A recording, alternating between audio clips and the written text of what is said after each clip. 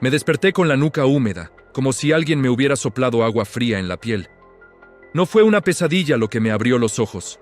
Fue el peso, una presión pequeña, exacta, en la almohada, al lado de mi cara. Ahí estaba la piedra, lisa, ovalada, del tamaño de un huevo, gris claro, inofensiva. La piedra que había tirado anoche al fondo del contenedor, con rabia y con asco, como se tira algo que uno ya no soporta tocar. La tomé y sentí lo de siempre fría al principio, y luego tibia, como si me devolviera mi temperatura con una paciencia que daba miedo.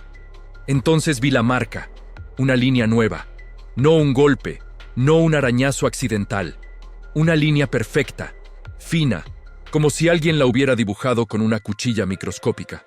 Me senté.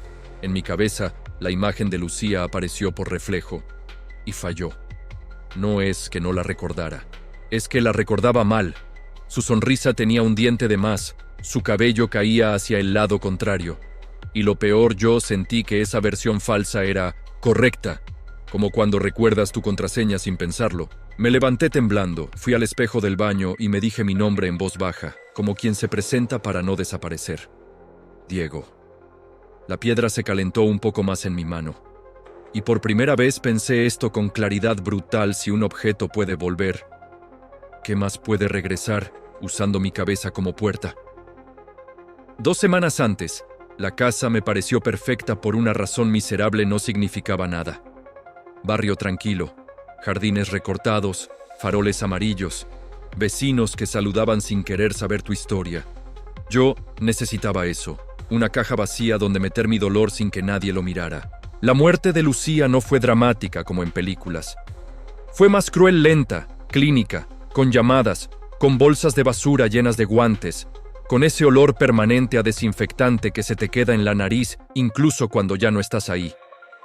Cuando firmé el contrato de renta, pensé: aquí voy a respirar otra vez. La primera noche abrí la última caja, cosas de Lucía. Ahí estaban sus cartas viejas, un suéter que todavía olía un poco a ella y una bolsita de tela con un nudo apretado. La abrí y la piedra cayó en mi palma. Un objeto tonto, una piedra lisa, como las que compras en tiendas de recuerdos, como las que guardas de la playa y luego olvidas en un cajón. Había una nota doblada para cuando el duelo pese demasiado.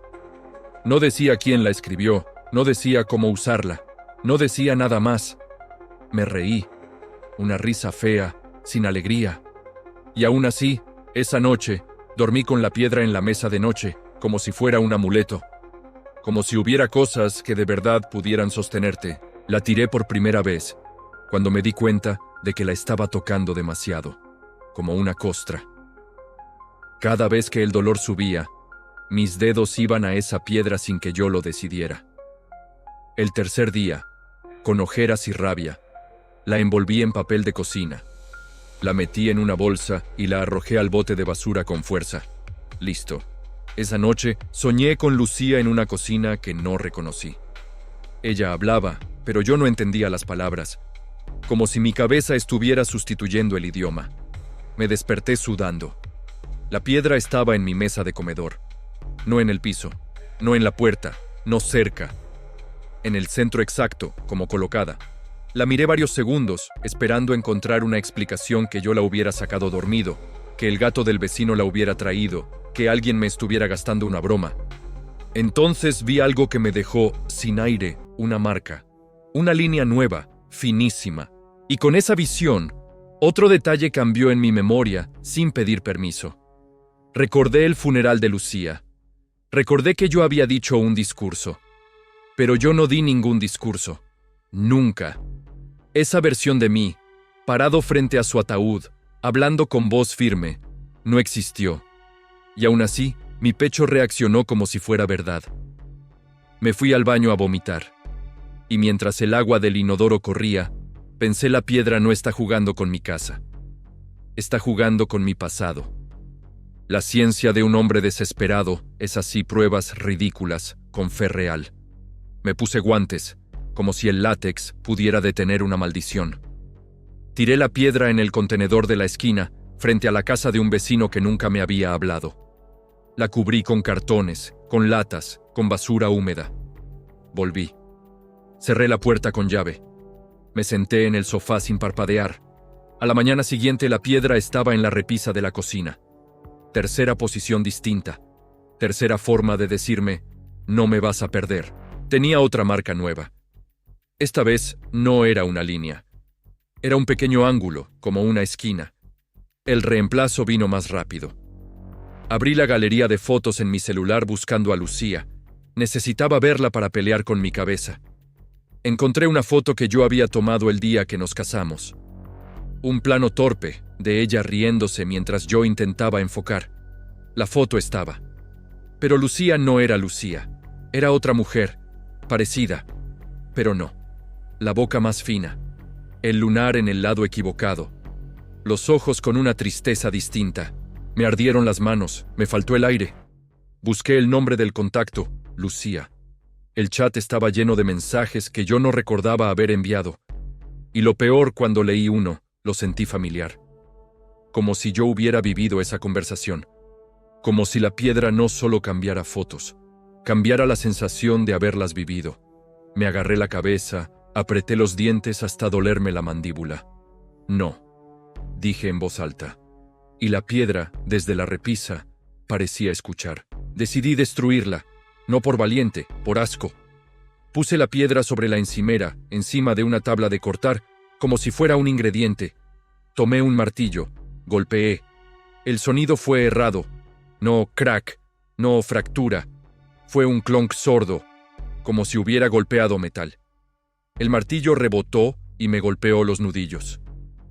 Vi sangre enseguida, pero no era un corte limpio. La piel se abrió en una línea fea y debajo se asomó un blanco húmedo.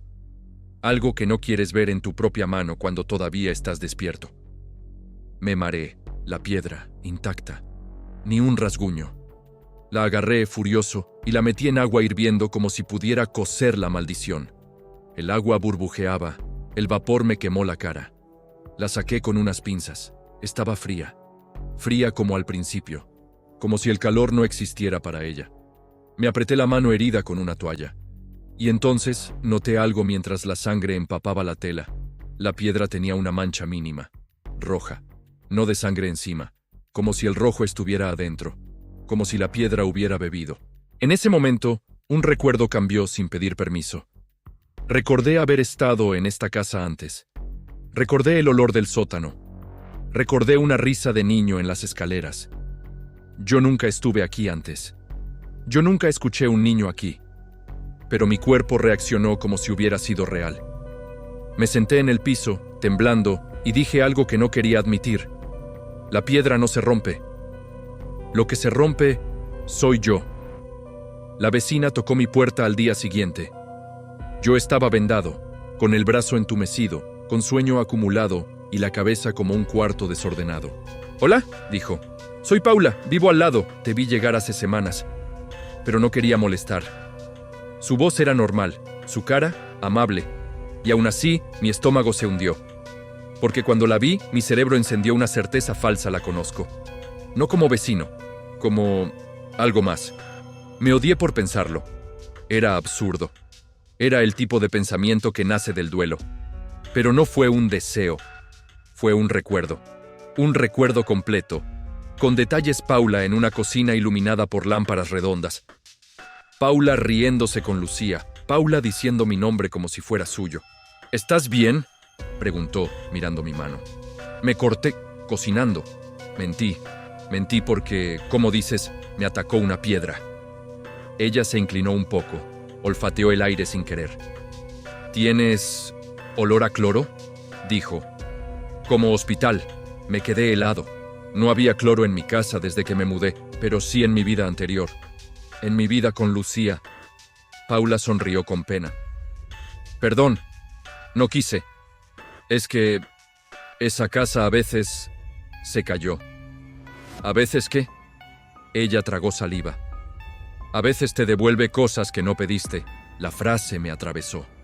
Porque era exactamente lo que estaba pasando. Y porque ella lo dijo como quien reconoce un animal peligroso sin nombrarlo. Esa noche monté una cámara. No por YouTube, por cordura. La dejé apuntando a la mesa del comedor. donde puse la piedra dentro de un círculo de sal como en películas baratas, porque cuando no tienes herramientas, usas símbolos. Antes de dormir, grabé un audio en el celular.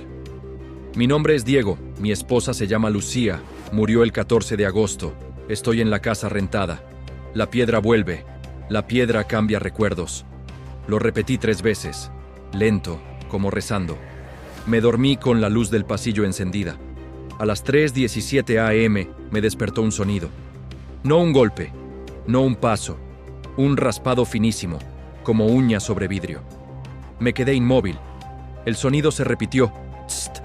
Luego otro. Tst. Como si alguien estuviera tallando algo con paciencia, dentro de mi casa. Encendí el teléfono para ver la hora. La pantalla no reconoció mi cara.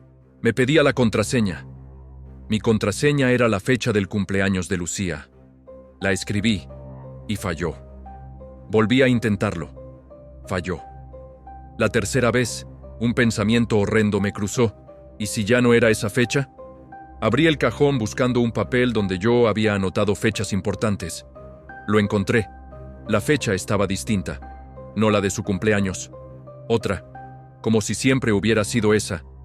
Entonces fui a la cámara y revisé el video. El archivo duraba 8 horas. Pero solo había 30 segundos útiles. En esos 30 segundos, a las 3:17, la imagen se distorsionó, como calor en asfalto. Y el audio captó claro lo que yo escuché: un raspado y una exhalación. Como si algo respirara justo encima de la piedra. No bajé al sótano los primeros días porque olía a humedad vieja. Después de la cámara bajé porque olía a verdad. La escalera crujía con cada paso. La bombilla colgante hacía una luz triste, como interrogatorio barato.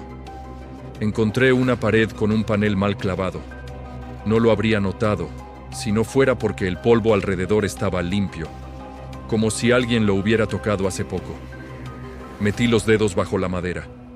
Dolió mi herida, igual tiré. El panel cedió con un gemido. Detrás había una cavidad. Y dentro, piedras. Docenas. Todas lisas. Todas del mismo tamaño. Todas con marcas, líneas, ángulos, espirales. Pequeñas muescas. Como si alguien hubiera estado llevando un conteo. Como si alguien hubiera estado escribiendo con ellas. Entre las piedras había un cuaderno envuelto en plástico. Lo abrí. Las primeras páginas eran un registro. Día 1 vuelve. Marca 1. Olvidé el olor de su cabello. Día 2, marca 2. Recuerdo una risa que no era suya. Día 5, marca 5. Encontré fotos cambiadas. El teléfono miente. Luego una frase, subrayada tantas veces que rompía la hoja: no borra, reemplaza. Y más abajo: si la tiras, vuelve con una marca. La marca es el pago es un recuerdo. El recuerdo no muere, se cambia de dueño. Mis piernas se aflojaron, porque eso significaba algo peor que perder a Lucía por segunda vez. Significaba que alguien allá afuera podía estar viviendo con pedazos de mi vida, como si fueran suyos, y que yo podía estar cargando los pedazos de otro, sin saberlo. Leí una última línea, al final del cuaderno: cuando ya no recuerdes a quién estás llorando, la piedra te habrá completado. Si era un ciclo, pensé, había una salida: romper el eslabón. No destruir la piedra, moverla, que dejara de elegirme. Tomé la piedra con guantes, la metí en una caja, la sellé con cinta como si fuera un paquete peligroso. Esa tarde conduje hasta una zona donde nadie me conocía. Vi a un hombre sentado en la acera, cartón bajo el cuerpo, mirada perdida. Me odié por lo que hice incluso antes de hacerlo. Le dejé la caja a un lado, sin decir nada. Subí al auto y me fui rápido, como un ladrón. Esa noche dormí por primera vez en días, 6 horas seguidas. Me desperté con una paz rara, casi sucia. Fui a la cocina. La piedra estaba ahí, sobre el fregadero, con una marca nueva. Pero no era línea ni ángulo. Era una muesca curva, irregular, como la marca de un diente. Sentí náuseas. Abrí el celular y busqué noticias locales. Por impulso, por superstición. Encontré una foto de un hombre desaparecido, visto por última vez cerca del sitio donde yo dejé la caja. La imagen me miró con ojos cansados. El mismo hombre. El que recibió mi salida. La piedra no lo mataba, pero yo entendí el mecanismo con claridad horrible si la piedra necesita pagar marcas con recuerdos. Y yo la paso. El pago no desaparece, solo cambia de víctima. Me apoyé en el fregadero y lloré. No por Lucía, por mí, porque ya no sabía si mi duelo era amor o costumbre, porque el dolor que sentía podía ser de otro. Y aún así, dolía igual. Intenté anclarme. Esa fue mi última estrategia humana. Pegué post-its por toda la casa, Lucía existió. No confíes en fotos. Si cambia, graba. No la tires. Escribí detalles pequeños, específicos, para que mi mente no pudiera inventarlos. El lunar de Lucía estaba en la clavícula derecha. Su risa se rompía al final, como tos. El café le sabía amargo siempre. Me grabé audios cada mañana, y cada mañana, al reproducirlos, algo era distinto. A veces mi voz sonaba más grave, a veces hablaba más rápido, a veces usaba palabras que yo no uso. Una vez, en un audio, dije, «Te extraño, Paula». Me quedé congelado. Mi cerebro intentó justificarlo un error, un lapsus, estrés, pero yo sabía la verdad. La piedra no estaba reemplazando recuerdos sueltos. Estaba reemplazando la relación entera. Estaba metiendo a Paula en el lugar donde iba Lucía.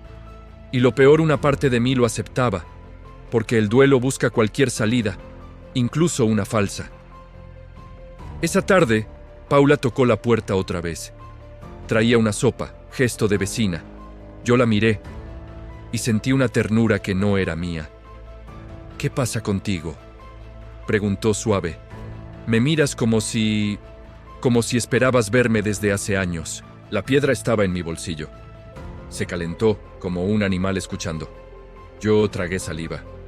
«Tengo miedo de olvidar», dije, «y de recordar cosas que no viví». Paula bajó la mirada. «Mi mamá vivió aquí», susurró, «y un día dejó de recordarme». Esa frase me partió, porque no era locura, era antecedente, era historia repetida. Esa noche decidí una cosa enferma: si la piedra marca para reemplazar, yo iba a marcarme primero. No para competir con ella, para dejar una señal que no pudiera editar. Tomé una navaja del cajón de herramientas, la misma que usé para abrir cajas de mudanza.